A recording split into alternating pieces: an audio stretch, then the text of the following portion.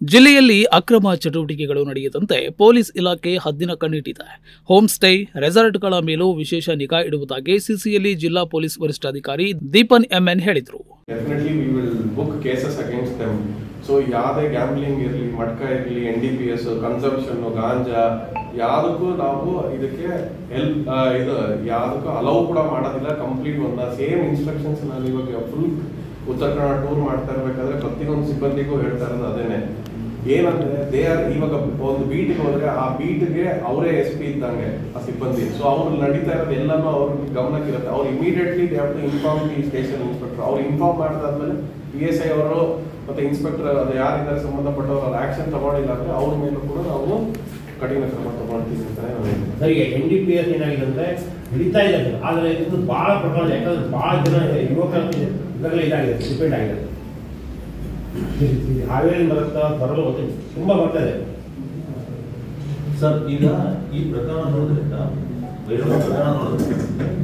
Sir, ನಗರದಲ್ಲಿ ಶನಿವಾರ ಮಾಧ್ಯಮಗೋಷ್ಠಿ ನಡೆಸಿದ ಅವರು, ಮನೆ ಮನೆಗೆ ಪೊಲೀಸ್ ಎಂಬ ಅಭಿಯಾನ ಪ್ರಾರಂಭವಾಗಿದೆ. ಮನೆ ಮನೆಗೆ ಪೊಲೀಸರು ತೆರಳಿ ಸಂಪರ್ಕ ಸಾಧಿಸಲಿದ್ದಾರೆ. ಬೀಟ್ ಪೊಲೀಸರೇ ಆಯಾ ಬೀಟ್ನ SP ಎಂದು ಕೆಲಸ ಮಾಡಬೇಕು. ಅಕ್ರಮ ಚಟುವಟಿಕೆಗಳು ಎಲ್ಲೇ ನಡೆದರೂ ಕೂಡ ಯಾವುದೇ ಮುಲಾಜಿಲ್ಲದೆ ಕ್ರಮವನ್ನು ಕೈಗೊಳ್ಳುತ್ತೇವೆ. ಎಲ್ಲ ಕಡೆಗಳಲ್ಲೂ CCTV ಕ್ಯಾಮೆರಾಗಳನ್ನು ಅಳವಡಿಸಲಾಗಿದೆ. ಸಾಮಾಜಿಕ ಜಾಲತಾಣಗಳ ಮೇಲೆ ನಿಗಾ ಇಡಲಾಗಿದೆ. ನಿಷೇಧಿತ ಪ್ರದೇಶಗಳಿಗೆ ತೆರಳದಂತೆ ಈಗಾಗಲೇ ಸೂಚನೆ ನೀಡಲಾಗಿದೆ. ಸೂಚನೆ ಮೀರಿ ಹೋದರೆ ಕ್ರಮವನ್ನು ಕೈಗೊಳ್ಳುತ್ತೇವೆ ಎಂದು ಹೇಳಿದರು. ಸ್ಪೆಷಲಿ ಯಾವುದೇ ರೋಡ್ ನೇಚರ್ ಇರಬೇಕಾದ್ರೆ ಇದು it cannot be one road department, ಎಲ್ಲ ಡಿಪಾರ್ಟ್ಮೆಂಟ್ ಸಂಬಂಧಪಟ್ಟವ್ರಿಗೆ ಕರಿಬೇಕಾಗುತ್ತೆ. So we plan to have a meeting soon. ಅದಾದ್ಮೇಲೆ ಪ್ರತಿಯೊಂದು ಜಾಗ ಐಡೆಂಟಿಫೈ ಮಾಡಿ ಅದಕ್ಕೆ ಏನ್ ತಗೋಬೇಕಾಗುತ್ತೆ ಸ್ಟೆಪ್ಸ್ ಕೂಡ ತಗೊಳ್ತೀವಿ. ಯಾಕಂದ್ರೆ ಆಕ್ಸಿಡೆಂಟ್ ಆಗ್ಬೇಕಾದ್ರೆ ನೀವು ನೋಡಿದ್ರೆ ತುಂಬಾ ರೀಸನ್ಸ್ ಬರುತ್ತೆ. ಒಂದು ಇದಿರ್ಬೋದು, ಸ್ಪೆಷಲಿ ಒಂದು ಡ್ರೈವರ್ದು ರಿಸ್ಕಿನೆಸ್ ಇರುತ್ತೆ. ಡ್ರೈವಿಂಗ್ ಮಾಡೋದು ಇದ್ರದ್ದು ಸೀಟ್ ಬೆಲ್ಟ್ ಹಾಕಿರ್ತಾರ ಇಲ್ವಾ ಅನ್ನೋದು ಇರುತ್ತೆ. ದೊಡ್ಡ ಲೋಡೆಡ್ ಲಾರಿ ಇದ್ರೆ ಅದು ಪರ್ಮಿಸಬಲ್ ಲಿಮಿಟ್ ಅಲ್ಲಿ ಇದೆಯಾ ಇಲ್ವಾ ಅನ್ನೋದು ಬರುತ್ತೆ. ಆಮೇಲೆ ನೀವು ರೋಡ್ ನೋಡ್ಬೇಕಾದ್ರೆ ರೋಡ್ ಸ್ಟ್ರೆಂತ್ ಕೂಡ ಎಷ್ಟಿದೆ ಅಂತ ಗೊತ್ತಾಗುತ್ತೆ. ಪರ್ಮಿಸಿಬಲ್ ಲಿಮಿಟ್ಸ್ ಪ್ರಕಾರ ಇದೆಯಾ, ಇವಾಗ ರೋಡ್ ಕೆಪಾಸಿಟಿನೇ ಇಲ್ಲ ಅಂದ್ರೆ ದೆನ್ ಅದು ಇದಾಗ್ಬೋದು.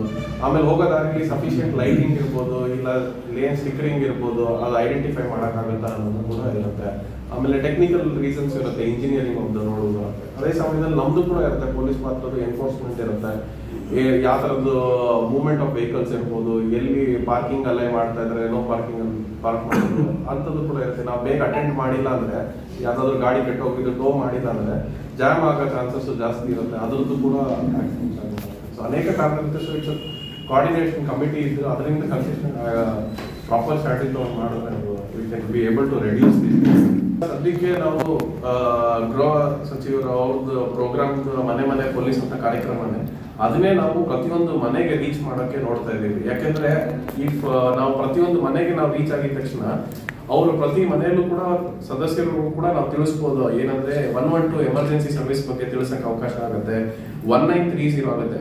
Policing main is basically core framework is beat policing. ಅದು ಸ್ಟ್ರೆಂಥನ್ ಆದ್ರೆ ನಾವು ಎಲ್ಲ ಏನೇ ಅವೇರ್ನೆಸ್ ಕ್ರಿಯೇಟ್ ಮಾಡಬೇಕಾದ್ರೂ ಸರಿ, ಇನ್ಫಾರ್ಮೇಶನ್ ಸಿಗಬೇಕಾದ್ರೂ ಸರಿ, ಅದೇ ನಮಗೆ ಹೆಲ್ಪ್ ಆಗೋದು. ಸೊ ಬೀಟ್ ಪೊಲೀಸಿಂಗ್ ನ ನಾವು ಸ್ಟ್ರೆಂಥನ್ ಮಾಡೋದೇ ನಮ್ಮ ಮೇನ್ ಪ್ಲಾನ್. ಸರ್, ನಮ್ಮ ಜಿಲ್ಲೆಯ ಸಮಸ್ಯೆ ಇರೋದು ನೆಟ್ವರ್ಕ್. ರಸ್ತೆ ಅಪಘಾತಗಳ ನಿಯಂತ್ರಣಕ್ಕೆ ಕ್ರಮ ಕೈಗೊಳ್ಳುತ್ತಿದ್ದೇವೆ. ಕಳೆದ 3 ದಿನಗಳ ಹಿಂದೆ ಬೈರುಂಬೆ ಸಮೀಪ ಇಸ್ಪೀಟ್ ಅಡ್ಡೆಯ ಮೇಲೆ ದಾಳಿ ನಡೆಸಲಾಗಿದೆ. OC ಇಸ್ಪೀಟ್ ಕ್ಲಬ್ಗಳಿಗೆ ಸಂಪೂರ್ಣ ಕಡಿವಾಣ ಹಾಕಲಾಗುತ್ತಿದ್ದು, ಅನೈತಿಕ ಚಟುವಟಿಕೆಗಳಿಗೆ ಯಾವುದೇ ಕಾರಣಕ್ಕೂ ಅನುಮತಿ ಇಲ್ಲ ಎಂದು ಸ್ಪಷ್ಟಪಡಿಸಿದರು. ಏನಂದ್ರೆ ಅವರು ನಿಷೇಧ ಪ್ರದೇಶಗಳಿರ್ಬೋದು, ಯಾವುದೇ ತರ ಇದು ಕ್ಯಾಶುಯಾಲಿಟಿ ಆಗತ್ತಾರೆ, ಇಲ್ಲಾಂದ್ರೆ ಈ ಮಳೆಗಾಲದಲ್ಲಿ ಹೆಚ್ಚು ಕಮ್ಮಿ ಆಗತ್ತಾರೆ ಜಾಗಕ್ಕೆ ಹೋಗಿ ಅಡ್ವೆಂಚರ್ ಮಾಡೋದು ಅಂಥದ್ದು ನಿಷೇಧ ಪ್ರದೇಶಗಳನ್ನು ಮಾಡಿದ್ರೆ ನಾವು ಮೇಲೆ ಸೂಕ್ತ ಕ್ರಮ ತಗೊಳ್ತೀವಿ. ಅದನ್ನ ಸೇಮ್ ನಾವು ನಮ್ದು ನಿಯರ್ಲಿ ನಮ್ದು 327 ಮೇಲೆ ನಮ್ದು ವಾಟ್ಸ್ಆ್ಯಪ್ ಗ್ರೂಪ್ಸ್ ಇದೆ.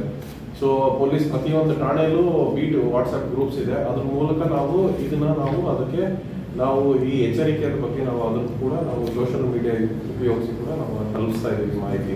ಆಮೇಲೆ ಆಕ್ಸಿಡೆಂಟ್ಸ್ ಕೂಡ ಹೆಚ್ಚಾಗ್ತಾ ಇರೋದ್ರಿಂದ ಉತ್ತರ ಕನ್ನಡ ಜಿಲ್ಲೆಗೆ ಅದಕ್ಕೂ ಕೂಡ ನಾವು ಜಾಸ್ತಿ ಅವೇರ್ನೆಸ್ ಕ್ರಿಯೇಟ್ ಮಾಡ್ತಾ ಇದ್ದೀವಿ. ಏನಂದ್ರೆ ಯಾರೇ ಇದ್ರೂ ಎಮರ್ಜೆನ್ಸಿ ಇಲ್ಲದ್ರೆ ಕಾರಣ ನೈಟ್ ಅಲ್ಲಿ ಓಡಾಡೋದು ಬೇಡ ಅಂತ. ಯಾಕಂದ್ರೆ ಅವಾಗ ಅವ್ರ ಗಾಡಿಗೆ ಲೈಟ್ ಹೆಡ್ ಲ್ಯಾಂಪ್ ಇರೋದು ಆಫ್ ಆಗಿರ್ಬೋದು, ಅವಾಯ್ಡ್ ಮಾಡೋಕ್ಕಾಗುತ್ತೆ ಅಂತ ಆಕ್ಸಿಡೆಂಟ್ಸ್. ಅದೇ ಸಮಯದಲ್ಲಿ ರ್ಯಾಶ್ ಆಗಿ ಓಡಿಸೋದು ಬೇಡ ಅಂತ ನಾವು ತಿಳಿಸ್ತಾ ಇದ್ದೀವಿ. ಸರಿ ಅವ್ರು NH ಬರೋರು ಅವ್ರ ಹತ್ರನೂ ಕೂಡ ಮಾತಾಡಿದ್ದೀನಿ, ಅವ್ರಿಗೂ ಕೂಡ ಕರೆದಿದ್ದೀನಿ, ಒಂದು ಜಾಯಿಂಟ್ ವಿಸಿಟ್ ಮಾಡಿ ಎಲ್ಲಿ ಸ್ಪಾಟ್ಸ್ ಕೂಡ ಅಟೆಂಡ್ ಮಾಡೋಣ ಅಂತ ಹೇಳಿದ್ದೀನಿ.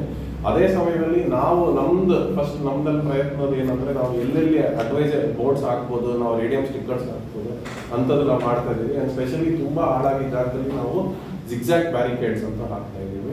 ಅದೇ ಸಮಯದಲ್ಲಿ ಇವಾಗ ಯಲ್ಲಾಪುರ ಮೇನ್ ಜಂಕ್ಷನ್ ಪಾಯಿಂಟ್ ಅಲ್ಲಿಂದನೇ ಎಲ್ಲಾ ಬಸ್ಸಸ್ ಹೋಗ್ತಾ ಇರೋದ್ರಿಂದ ನಾವು ಪ್ರೈವೇಟ್ ಟ್ರಾವೆಲರ್ಸ್ ಕೂಡ ಯಾರು ಏಜೆನ್ಸೀಸ್ ಆಪರೇಟ್ ಮಾಡ್ತಾ ಇದ್ದಾರೆ ಅವ್ರಿಗೂ ಕೂಡ ಸ್ಟೇಷನ್ ಕಡೆಯಿಂದ ಪ್ರತಿಯೊಬ್ಬರ ಹತ್ರನೂ ಮಾತಾಡಿಸಿ ಯಾರ್ಯಾರಿದ್ದಾರೆ they have to check the drivers specifically, ಅಲ್ಲಿರೋ ಓನರ್ಸ್ ಇರಲಿ ಮ್ಯಾನೇಜರ್ ಇರಲಿ, ಬರೋ ವೆಹಿಕಲ್ಸ್ ಪಾಸ್ ಆಗೋವರೆಗೂ ಕೂಡ ನೀವು ಅವ್ರಿಗೆ ಒಂದು ಅಂದ್ರೆ ಒಂದು ಇನಿಷಿಯಲಿ ಒಂದು ಬ್ರೀಫಿಂಗ್ ಮಾಡಿ ಹೋಗ್ಬೇಕಾದ್ರೆ ದೇರ್ ಆರ್ ಪ್ಯಾಸೆಂಜರ್ಸ್ ಮತ್ತೆ ರೋಡ್ಸ್ ಬಗ್ಗೆ ಎಚ್ಚರಿಕೆ ಇರಲಿ ಅಂದ್ಬಿಟ್ಟು, ಆಮೇಲೆ ಎಲ್ಲೂ ಅವ್ರಿಗೆ ಅಡಿಷನಲ್ ಡ್ರೈವರ್ಸ್ ಇಲ್ದಿರ ಕಳಿಸ್ಬೇಡಿ ಅಂತ. ಯಾಕಂದ್ರೆ ಯಾರು ನೈಟ್ ಟೈಮ್ ಓಡಿಸ್ಬೇಕಾದ್ರೆ ಅಡಿಷನಲ್ ಡ್ರೈವರ್ ಇದ್ರೆ ಆಲ್ವೇಸ್ ನಾವು ಅವ್ರ ಹತ್ರ ಮಾತಾಡಿದ್ದೀವಿ. ರಸ್ತೆಯಲ್ಲಿ ಹೊಂಡ ಬಿದ್ದು ಅಪಘಾತಗಳು ಹೆಚ್ಚುತ್ತಿವೆ. ಈ ಬಗ್ಗೆ ಜಿಲ್ಲಾಧಿಕಾರಿಗಳ ಜೊತೆ ಸಭೆ ನಡೆಸಲಾಗಿದೆ ಎಂದ ಅವರು ಗೋಕಳ್ಳತನದ ಬಗ್ಗೆ ಗಮನಹರಿಸಲಾಗುವುದು ಎಂದು ಹೇಳಿದರು. ಈ ವೇಳೆ ಡಿವೈಎಸ್ಪಿ ಗೀತಾ ಪಾಟೀಲ್, ಸಿಪಿಐ ಶಶಿಕಾಂತ್ ವರ್ಮಾ, ನಗರ ಠಾಣೆಯ PSI ನಾಗಪ್ಪ ಬಿ ಇತರರು ಉಪಸ್ಥಿತರಿದ್ದರು. Nudisiri news desk, Sirsi.